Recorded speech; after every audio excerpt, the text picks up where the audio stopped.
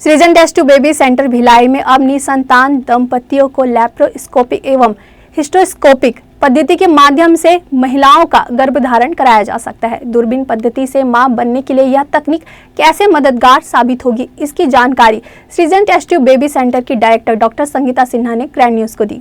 Good morning, greetings from सृजन IVF। मैं doctor Sangeeta Sinha आज इस नॉलेज शेयरिंग एक्टिविटी में फेसबुक और इंस्टा के माध्यम से मैं आप लोगों को लैप्रोस्कोपी और हिस्टोस्कोपी के बारे में कुछ जानकारियाँ देना चाहती हूँ कि ये दूरबीन पद्धति जो है वो इनफर्टाइल पेशेंट को, निसंतान महिला को कैसे मदद करता है माँ बनने के लिए, उसके बारे में मैं आपको बताना चाहती हूँ। देखिए, जब एक कपल्स की प्रेगनेंसी नहीं आती है और अगर हम उनके मेल पार्टनर को इन्वेस्टिगेट करते हैं और उनकी सारी चीज़ें अगर नॉर्मल्स मिलती हैं, लाइक स्पर्म काउंट नॉर्मल है, कोई इन्फेक्शन नहीं है, उनकी साइड से कोई प्रॉब्लम्स नहीं है, तो फिर बारी आती है फीमेल्स पार्टनर को इन्वेस्टिगेट करने की। तो अगर हमने इन्वेस्टिगेट किया और हमें ऐसा लगा कि नहीं, उनकी ट्यूब्स बंद है, नली बीच वाहिनी जो होती है, जैसे मैं आपको इस पिक्चर में दिखाना चाहूँगी, ये ट्यूब्स होती हैं, ये ट्यूब्स होती हैं, इससे एग्स फ्लोट करते हुए इधर जाते हैं। सपोज किसी कारण से किसी की नली बंद है, लाइक किसी को बचपन में कोई इन्फेक्शन हुआ होगा, कोई tuberculosis, pelvic inflammatory disease, infections हैं, एडिशंस हैं, इसकी वजह से अगर ट्यूब्स बंद है तो ऐसे मरीजों में लैप्रोस्कोपी बहुत ही कारगर उपाय है जिसके द्वारा हम नली को खोलने की कोशिश कर सकते हैं। लैप्रोस्कोपी बेसिकली एक सर्जरी है, और लेकिन इसमें एक प्लस पॉइंट क्या है कि इसे हम लोग सूक्ष्म नली के थ्रू, जैसे आप ये पेन देख रहे हैं, तो इनके नाभि के राउंड में एक छोटा सा इंसिजन और कट लगता है और ऑलमोस्ट इसी साइज़ की लैप्रोस्कोप होता है 10 मिलीमीटर का, जो कि अंदर जाके हम लोग पूरी चीज़ों को देखते हैं। आपको जैसे मैं इस पिक्चर में दिखाऊंगी, ये महिला का पेट होगा और ये लैप्रोस्कोप है जिसके थ्रू हम लोग पूरे पेट को इंस्पेक्ट कर रहे हैं। और साइड में 2 छोटे पोर्ट्स बनते हैं जिनकी साइज और भी कम होती है, काफ़ी पतली, जैसे कि ये आपके इसके टिप के बराबर। इससे हमारे 2 हैंड इंस्ट्रूमेंट्स काम करते हैं। तो अंदर जाके हम उसको जो भी प्रॉब्लम्स होती है उसको सॉर्ट आउट कर सकते हैं, ट्यूब्स को खोल सकते हैं, खोलने की कोशिश कर सकते हैं। अगर वो ट्यूब्स ख़राब हैं तो एटलीस्ट हम उसको आइडेंटिफाई कर सकते हैं कि एक्चुअली क्या प्रॉब्लम थी कि ट्यूब्स ख़राब हैं। बहुत बार हम वहाँ से बायोप्सी निकाल के चेक करते हैं, कोई पुरानी ट्यूबरक्लोसिस का एलिमेंट तो नहीं है जो इनकी प्रेगनेंसी में बाधक हो रहा है। पैरेलल में मैं एक और चीज़ आप लोगों को बताना चाहूँ कि जब भी लैप्रोस्कोपी कराते हैं तो साथ में हिस्टोस्कोपी एक बहुत ही इंपॉर्टेंट चीज़ है जो कि आपको उसके साथ हमेशा क्लब अप करना चाहिए। आइदर उसकी नीड है तो ना है तो भी, क्योंकि जब दूरबीन से पेट, जैसे ये बच्चेदानी है आपको, it's like a PSA organ, तो लैप्रोस्कोपी से हम बाहरी आवरण को देखते हैं, ट्यूब्स को देखते हैं। सेम हिस्टोस्कोपी से नॉर्मल पैसेज से, आपकी विजाइना साइड से, विजाइनोस्कोपी, सर्विक्स और ये यूट्रस की इंटरनल एरिया को हम देखते हैं।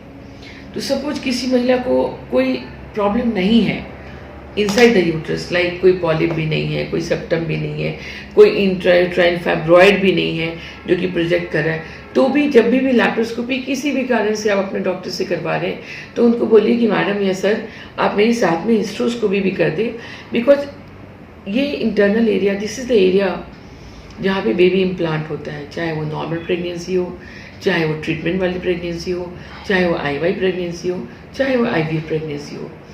तो laparoscopy and hysteroscopy should always be combined together.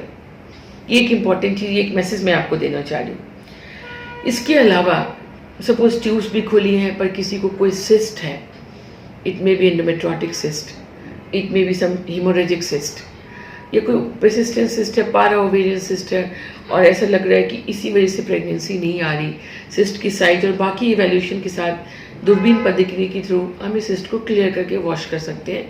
और साथ में बायोप्सी हर कोई भी चीज़ जो शरीर से निकलती है उसकी बायोप्सी मस्ट है, तो बायोप्सी हमेशा ही करनी चाहिए।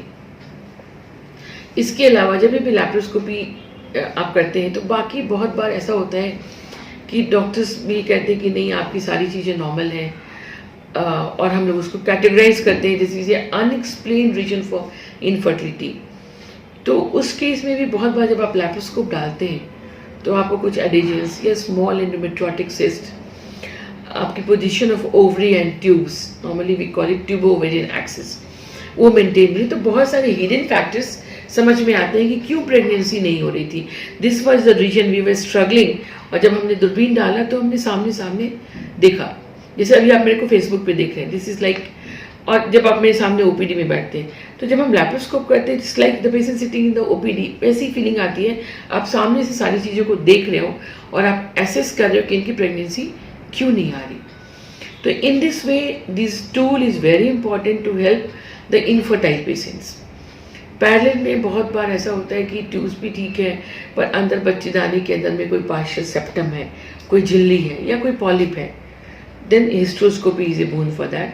आप दूरबीन से देखते हुए उसको निकाल सकते हैं, रिमूव कर सकते हैं, कट कर सकते हैं।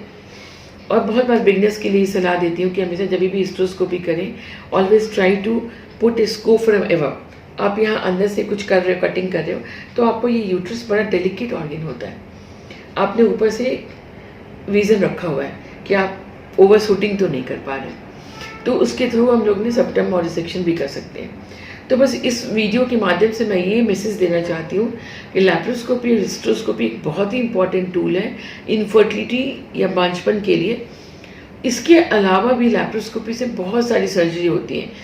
अगर मैं अपने गायनिक डिपार्टमेंट की बात करूँ तो किसी कोई महिला 40-50-45 ब्लीडिंग बहुत ज़्यादा हो रही, फाइब्रॉइड बड़े साइज के हैं, यूट्रस रिमूवल करना है, laparoscopy is one of the best tool. आप देखते हुए काम करते हो, आप छोटे छेद से काम करते हो, नेचुरल पैसेज से बच्चेदानी निकल जाती है, तो बड़े चीरे से बचते हैं, हॉस्पिटल स्टे से बचते हैं, ब्लीडिंग कम होती है, सूचर्स कम यूज़ होते हैं। तो बहुत बार हार्मोनिक्स और ऐसे इक्विपमेंट्स आ गए जिसके द्वारा आप सिर्फ उसको कॉटराइज करके निकाल देते हो, तो सूचर्स भी कम होता है, यूज़ होता है, कॉस्ट कटिंग होता है, हॉस्पिटल स्टे कम होता है। So laparoscopy is definitely boon for these patients. बड़ा फाइब्रॉइड है, आपने निकालना है, तो इस माध्यम से मैं एक मैसेज देना चाहती हूँ कि लैप्रोस्कोपी और हिस्ट्रोस्कोपी बहुत ही इंपॉर्टेंट टूल है।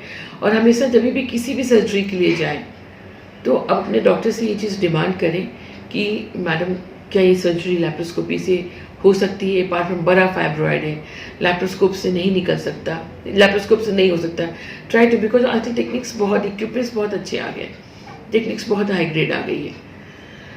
तो अगर आपको इस वीडियो मेरा शेयर करने कुछ भी क्वेरीज हैं तो आप मेरे से बात करें। मेरे सेंटर द सृजन भिलाई टेस्ट बेबी सेंटर जो कि सुपेला में स्थित है। फेसबुक पे आप अपनी क्वेरीज रेज कर सकते हैं। I will very happy and obliged to talk to you and answer to your queries.